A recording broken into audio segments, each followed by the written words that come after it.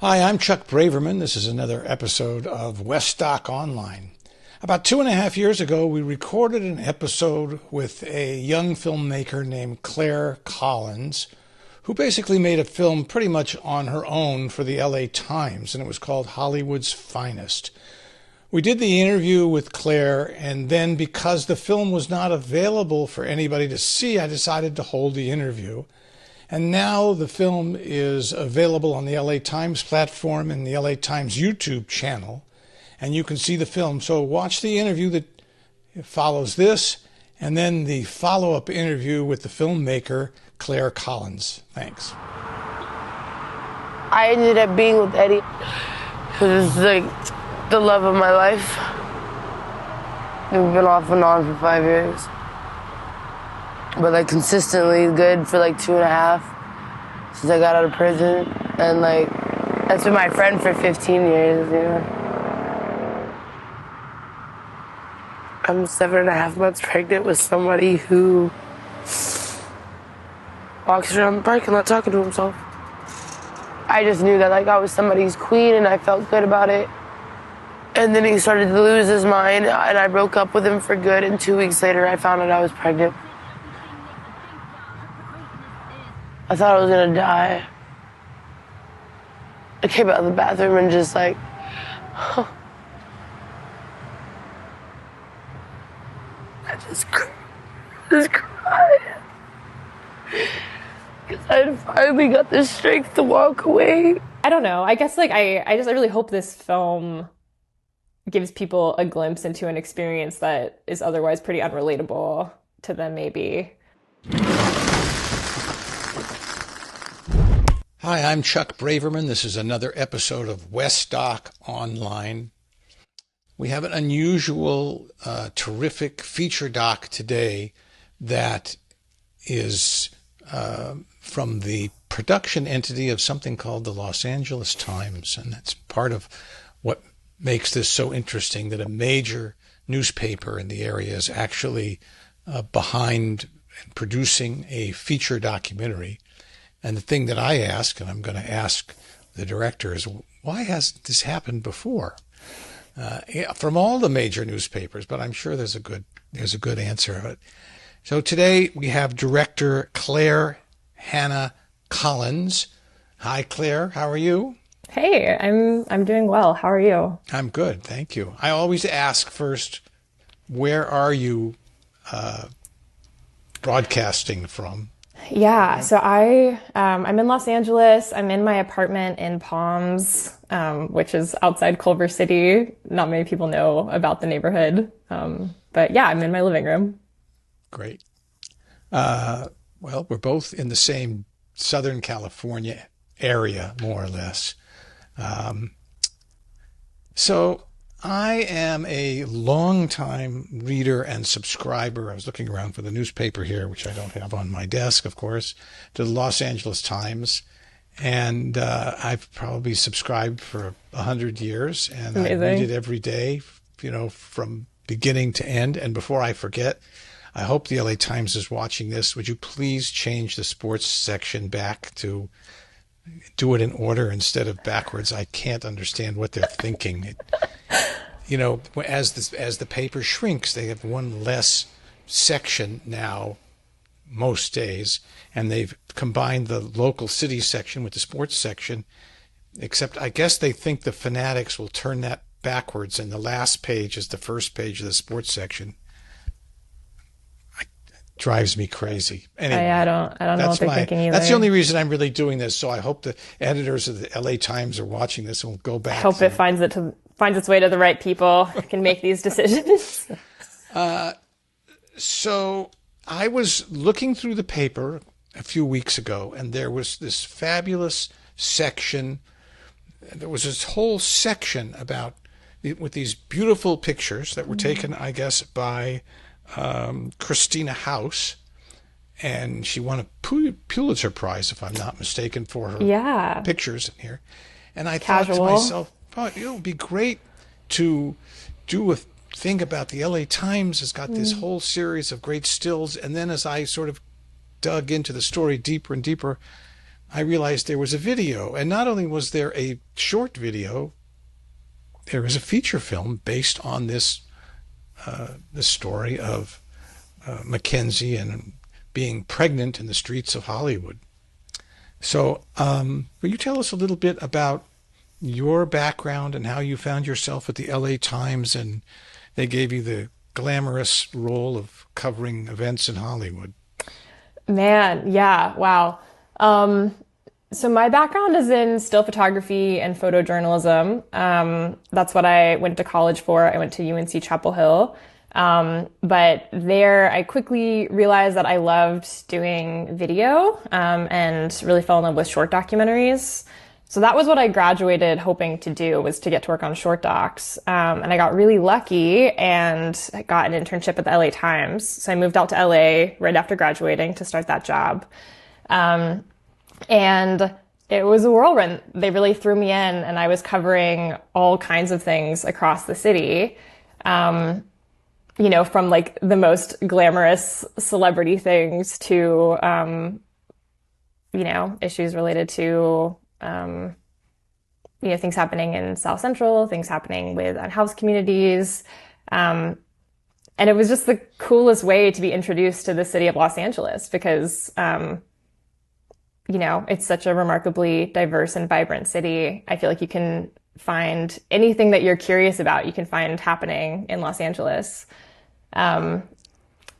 And then, so I was 22 when I started. And I was asked by the director of photography at the time, Mary Cooney, if I was interested in doing a piece about homelessness.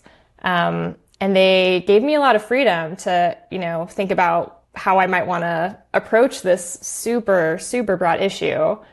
And I was really nervous about it. I had never covered homelessness before. I was really worried about doing it wrong or insensitively. But you know, I was 22 at the time and, I just had this thought of like, I wonder what happens if you become pregnant while living on the streets. I wonder what resources are available, you know, just what's that like? It was just a really simple question. And I started looking into it and I pitched it to Gail Holland, who, her beat is homelessness at the Los Angeles Times. And she was immediately really interested in that topic and realized that it wasn't something that the paper had really covered specifically before. So we started doing a lot of research, started connecting with different organizations who worked with that population specifically. But we really wanted to follow somebody who was going through it. You know, we didn't just want to talk to people who had that experience and had come out of it. We wanted to find somebody who was really experiencing it in the moment. Partly because when we reached out to organizations, they always wanted us to talk to their sort of like conventional success stories, which makes sense.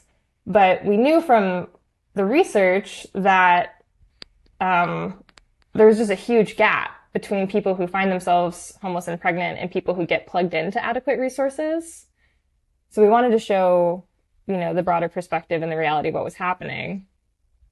And then Gail Holland got a call from Kat Trahan, and Kat's Mackenzie's mom. And at the time, Mackenzie was living on the streets in Hollywood in an encampment, and she was almost 7 months pregnant. And there had been a city sweep, where they had come to do a cleanup while she was gone, and they had taken all her stuff, including her tent and her prenatal vitamins, and she didn't have anywhere to stay.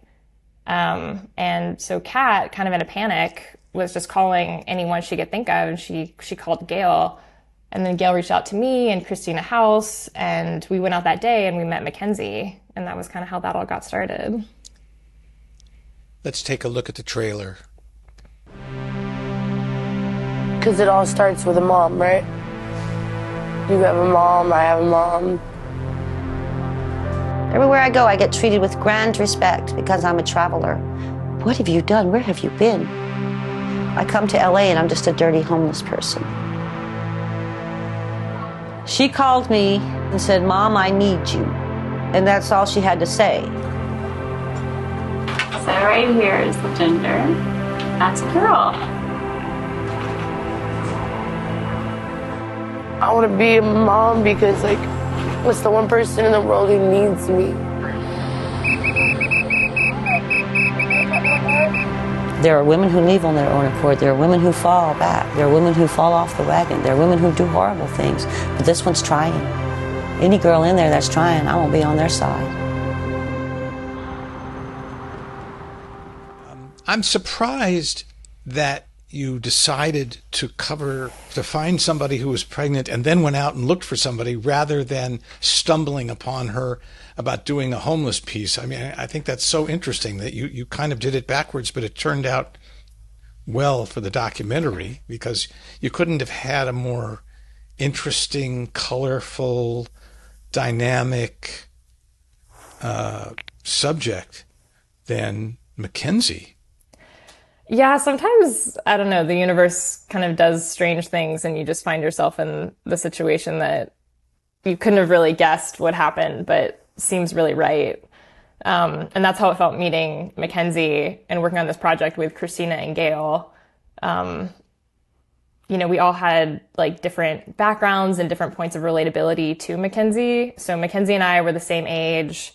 Christina was actually pregnant at the same time as Mackenzie. So she was pregnant while she was taking many of those photos. And then her daughter was born and she was a new mom and Mackenzie was a new mom.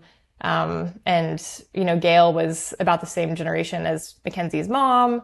You should have all moved in together in a house and sold it to TLC as an ongoing series, right? It was a wild time. It was a wild time for sure. Well, I know from shooting homeless people myself that if you drove down to an area where there are a lot of homeless people and you pull out a camera, most of them are not very happy about it. Yeah. Was that an issue for you? I mean, that was why I was so nervous about covering homelessness to begin with, was because, like, you know, we're so inundated with just images of people living in the streets. And a lot of times those images are not particularly flattering. And it's unclear if the people in those images want to be in those images and want to be perceived in that state.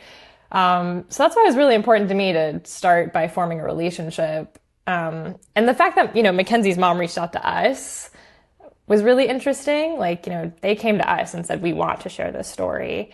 And when we talked to Mackenzie, you know, before we pulled our cameras out, she was very much saying, I don't have anything to hide and I want people to know what I'm going through. And then, you know, through her, we got to know her community, her friends who were also unhoused. And they were all excited we were there. They were excited that they were, you know, getting some attention and that somebody cared about what they were going through. But yeah, I think it was really important that we started off by just forming those connections and not jumping out with cameras first. So I know you're no longer with the LA Times and you're not a spokesperson for the LA Times, but I'm very curious for whatever you can tell us about.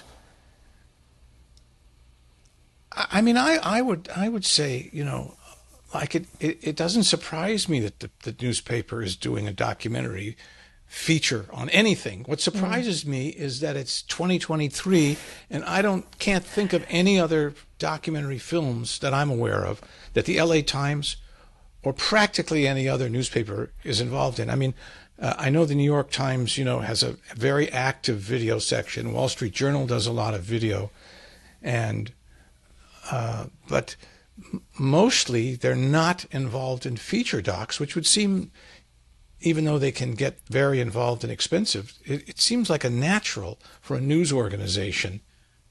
So why did it take so long and how did this come about?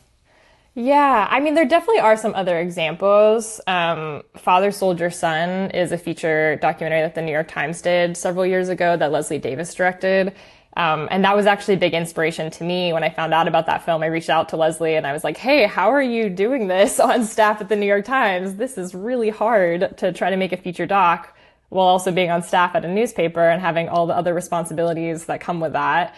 So she gave me some really good insights and advice.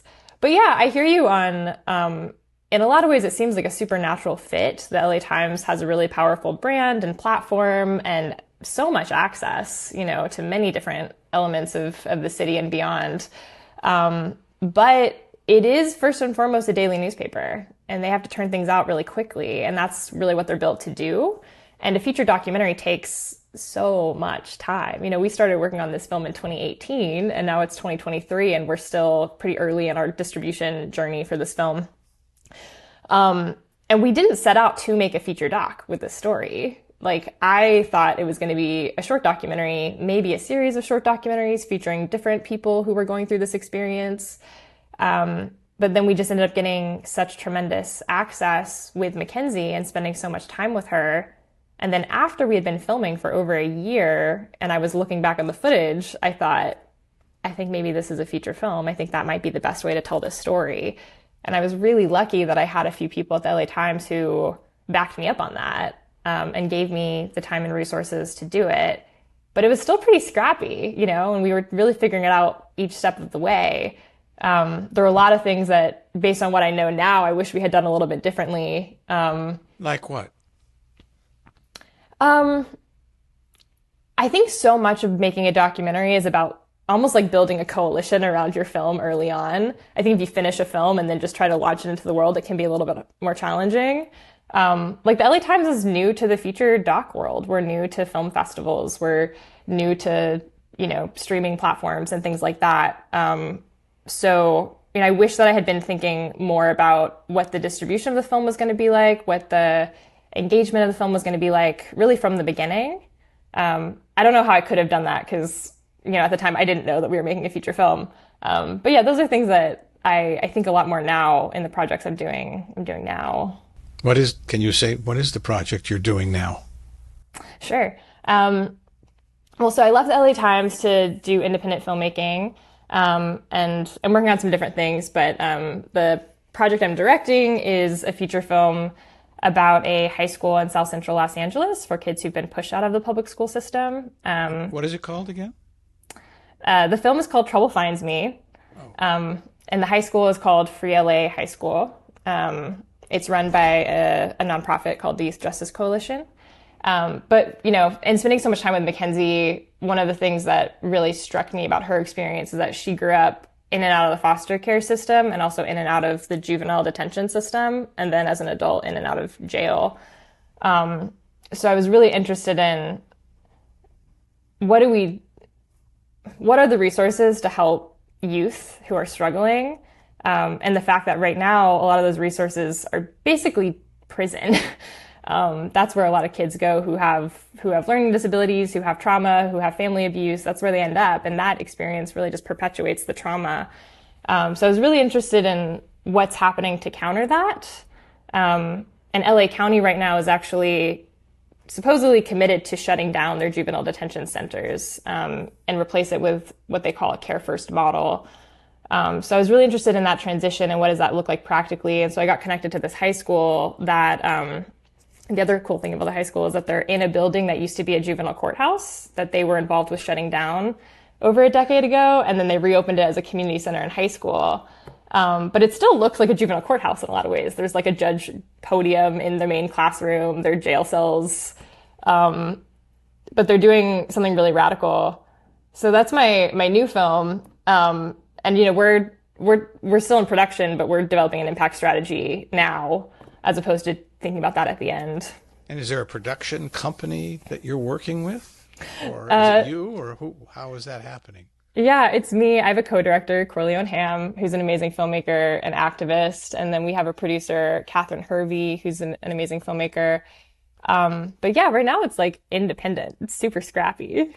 This is the thing about what's happening today. And when I was teaching documentary production, that first thing I would always say is to my students, you have no excuse not to be making a film today. I mean, because, if you have a camera within reach, it's almost in reach. Or like your phone. Little camera that looks like a little still camera that you take out on your vacation can shoot 4K video. And so you don't have to buy film. You don't have to make a work print. You don't have to cut negative. You don't have to do all these things. You just have to be there with your camera. And you know what the best camera in the world is, right? It's the one you have. That's right. Well, this is why we're doing this show. I think this is so great that here you are, obviously in your 20s, and you're working on your second feature film already. So what is your hope and goal for Hollywood's Finest? The first doc. Or what is realistic at this point, or can you not say where is it going to end up on? Yeah, great question. Still figuring it out for sure. I mean, my hope for it is just that people who want to watch it get to watch it, that it connects with audiences. I mean, it's been cool to see. I thought I still think of it as a very local Los Angeles story, but it's been really cool to get some feedback from people who have gotten to see it from like even other countries who've really connected with it. So I think it has a lot of universal themes and applications. But yeah, so we're doing festivals right now. We have a screening next month. Well, I don't know when this is going to air. We have a screening in June at the Chinese Theater in Hollywood, which is sort of like my dream venue for this film. And is Mackenzie going to be there? I hope so. We're going to see. She's invited. She wants to come. Sometimes her life situation right now is pretty turbulent. So we'll see. But I hope that she'll be there. Here's an unfair question in a way, and you can answer it or not, however you want. And it's a continuing struggle that you're going to have and other filmmakers have. Yeah. But when you see somebody on the street that's broke and pregnant and, back painted themselves into a corner somehow, how do you get arm's length distance and do you have to keep reminding yourself, wait a second, I'm not the social worker here. I'm the camera person, director, and I'm not going to pay for that steak dinner that she wants, or that pack of cigarettes, or whatever, or what? How do you feel about that? Because especially because you're the same age as she was, and you must realize that you obviously had certain advantages, or maybe I would say she had disadvantages that you didn't have. Yeah. Great question. Something that I'm still thinking about and wrestling with. And I appreciate the broader conversation around this. I've talked to different filmmakers who feel very differently about, some people think it's entirely unethical to ever pay people to participate in a film. Some people feel like it's unethical to not pay people for the time that they invest in participating in a film. I think it's always going to be dependent on the situation. I don't think it makes sense to have hard and fast rules about what's right and what's most ethical and, for all films everywhere. In the case of Hollywood's Finest, I was doing it for the newspaper, the Los Angeles Times, as you mentioned, and the LA Times has really strict policies around how we interact with the people in our stories. So I did my best to honor that. I also did my best to honor the fact that Mackenzie is a person. And, that's the most important thing, more than being a character in a film. She's just a person who is really going through something. And we did become friends over the course of working on this film. I don't know how we could have made this film and not become friends. We were really clear, and she really understood early on that, we couldn't give her rides places, we couldn't pay for things. I do think there was an element of us being there and asking her questions about her experiences and giving her space to process through that became its own kind of emotional support in a way. But yeah, I think, something that I kept reminding myself about was Mackenzie's situation is not, in a lot of ways, it's not that unique. As much as this is a story about her and her life, it's also a story reflective of so many people who are going through this. So if we fundamentally change the situation, we might be giving people a really unrealistic expectation of what this looks like. And, ultimately, we wanted to tell the most truthful story possible. I do think it's kind of silly, this idea that filmmakers come in and are a fly on the wall and we're objective and we don't just being there with the camera, you're going to influence things. And a lot of times you don't even know how you're influencing things. And so that was kind of tricky. We didn't know, were Mackenzie's social workers going to be treating her differently? Was her judge in court going to be treating her differently because we were there filming it? I don't know. I don't know what would have happened otherwise. Which begs the question about, how did you get into court? Oh, yeah. Court is supposed to be open to the public. It's not supposed to be a secret thing. So courts are supposed to favor openness, and unless there's a specific reason for you not to be able to film in court, there's a process, at least I don't know what it is across the country. In LA, there are forms you fill out. You file a media petition, you submit it to the court. They give you access or they deny your petition. I have found it really is just at the discretion of the judge. My batting average is maybe 50-50 right now. With Mackenzie, we got full access to all of her, at least like criminal proceedings. But yeah. Not the hardest thing. Do you think if you were just Claire Collins, freelancer, requesting to be in the court versus Claire Collins working for the LA Times, do you think that was a big advantage, or was that ever a disadvantage? That's such a funny one. I would have assumed that LA Times was an advantage, but actually the film I'm working on now, Trouble Finds Me, we've been filming in court, and I just filed that as like, I'm Claire Collins, an independent filmmaker, and we got access. So I don't know. Maybe it depends on the judge, how they feel about the LA Times. So let me ask you a couple of geeky questions I like to ask is what kind of camera were you shooting mostly on? Oh my goodness. About 80% of this film was shot on a Canon 6D, just like a DSLR, which is wild.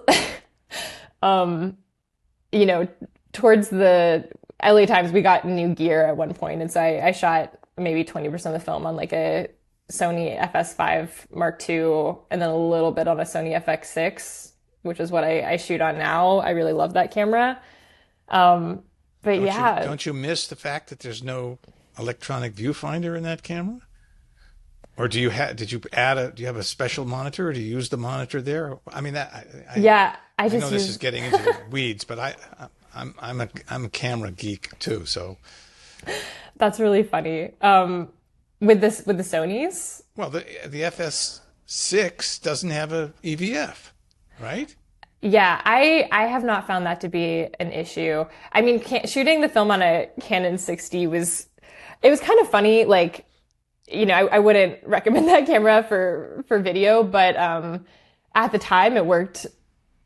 On some levels, it worked really well in terms of being very incognito. You just look like you don't even really necessarily look like a filmmaker. You could just look like you're shooting stills. So yeah, I guess every camera kind of has some advantages. And what was the post-production process for this film? Well, I was the editor on the film, which was also wild. And that was partly because we didn't have a big budget for post-production, and me editing it was going to be a lot more time efficient than hiring an editor. But it was really hard. It was really hard to... which NLE did you use? Adobe Premiere.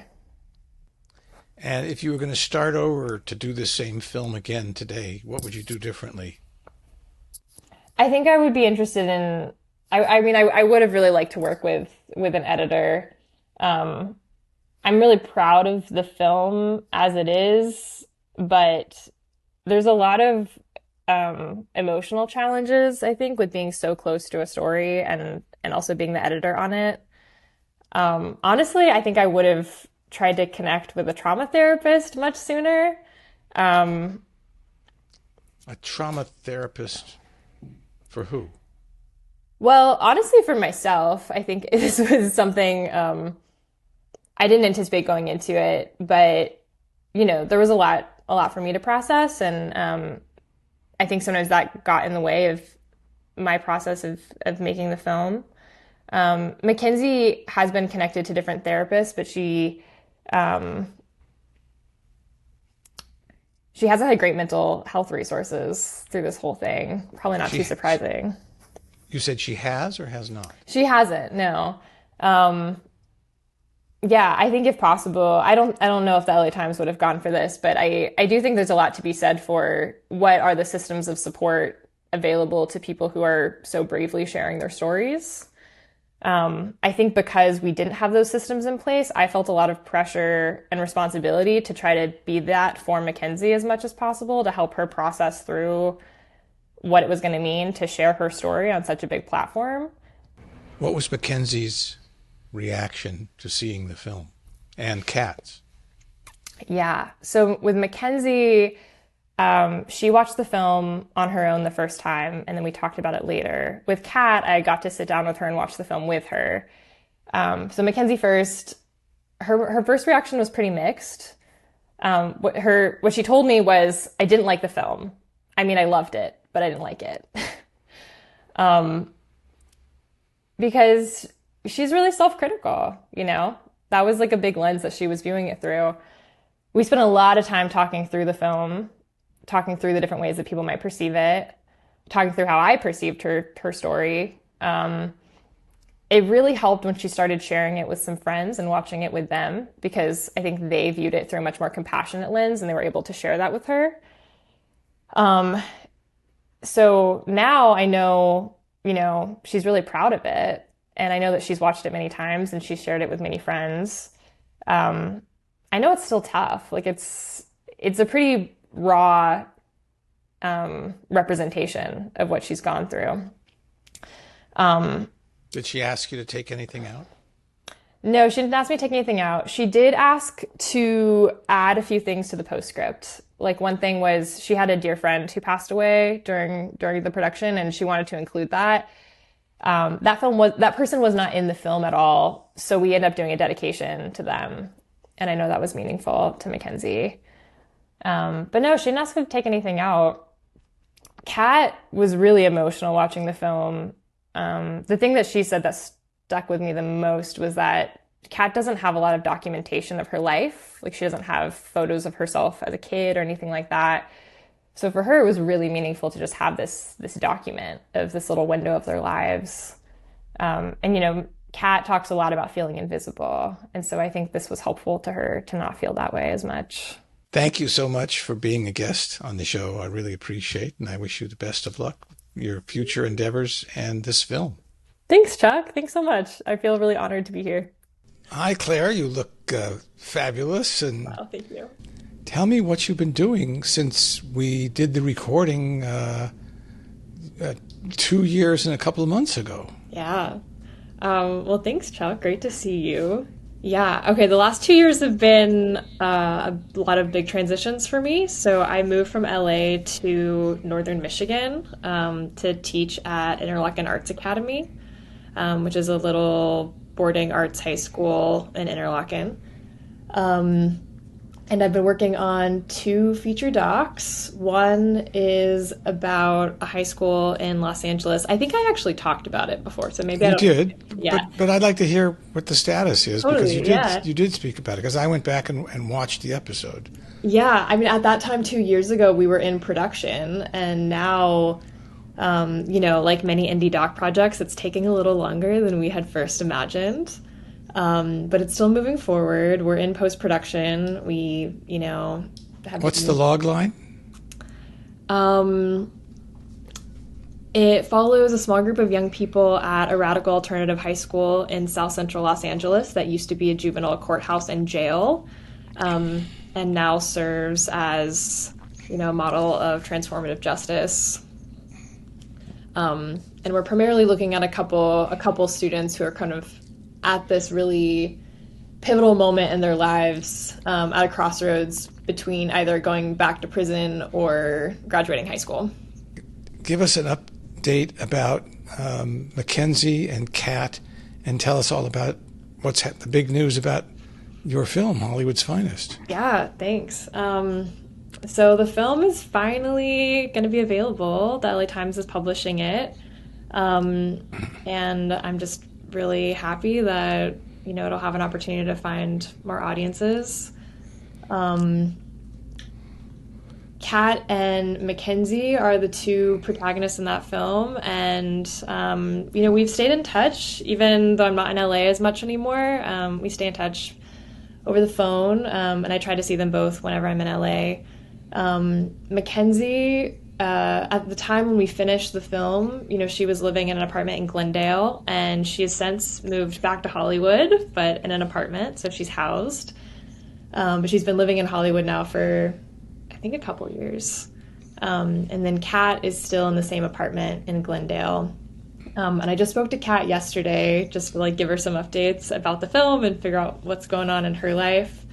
And then Mackenzie has been working a job for a little while now. I think she's been working for about a year. She was doing some bartending at the Intuit Dome. And I think that's led to some other work kind of in that realm. So. And she lost her child to social services, I assume. Does she have any connection with the child at all? No. Similar to when we spoke a couple years ago, in California, once parental rights are terminated, it's pretty permanent. So I don't know if there will really be an opportunity for Mackenzie to reconnect until her daughter's much older, if that ever happens. You want to give me details about where people can see the film? Yeah, the film's going to be on the LA Times platform on YouTube, so super accessible and I believe free to watch. And it'll also be available, I think, on the LA Times website. What did you learn from making the film? Where to even start? Oh my gosh. Making the film really changed my life. Like, it changed the way that I think about so many societal issues. And it's interesting you mentioned, like, I've been, I guess, on this like high school kick for the last couple of years with these two projects and now working as a high school teacher. Spending time with Mackenzie, we met when she was 22 and I was 23. We're really close in age, and so much of getting to know her was understanding how she grew up and all the things that informed who she is, that started at such a young age. And she got involved in the youth justice system, foster care, when she was really young. So I think it just really made me curious about youth development work and all the things that inform our impulses and opportunities at a young age. The big thing is just, like, teenagers are so funny. Like, they genuinely are. I laugh so much at my job.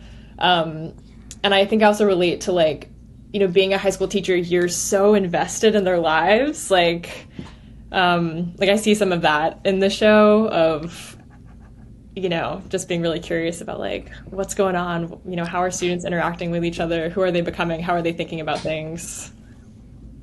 And I just want to say thanks again for coming back, and I wish you the best in everything you do, whether it's in Interlaken or LA or wherever. Thank you so much. Thanks so much, Chuck. It's great to talk with you.